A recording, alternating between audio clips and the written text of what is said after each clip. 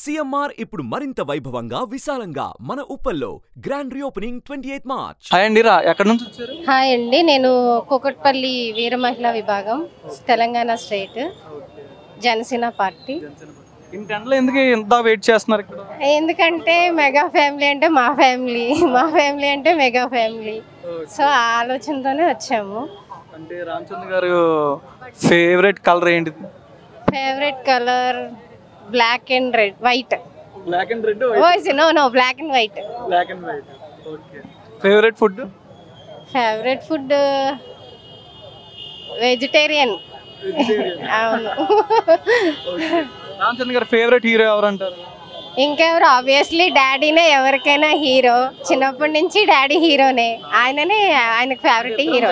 చిరంజీవి గారు, పవన్ కళ్యాణ్ గారు కూడా ఉంది, లేకుండా ఎలా ఉంటది, ఆయనది కూడా ఉంటది. కానీ హీరో అంటుంటే చెప్తున్నా, చిన్నప్పటి నుంచి ఎవరికైనా కానీ ఆబ్వియస్లీ మన డాడీనే మనం హీరోలా చూస్తాం కదా, సో అలా బాబాయ్ డాడీ ఇద్దరు.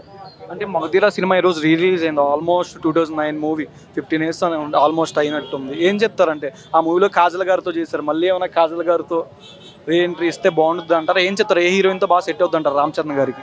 రామ్ చరణ్ గారు అప్పట్లో కాజల్ బాగా సెట్ అయ్యారు, ఇప్పుడు ఇంకా కొత్త కొత్త హీరోయిన్స్ వస్తున్నారు కదా, అందరితోనే. ఎవరితో బాగా సెట్ అవుతుంది అంటారు రామ్ గారికి made for each other heroine అని? నేనా, రకుల్ ప్రీత్ సింగ్. బ్రూస్లీ. అవును.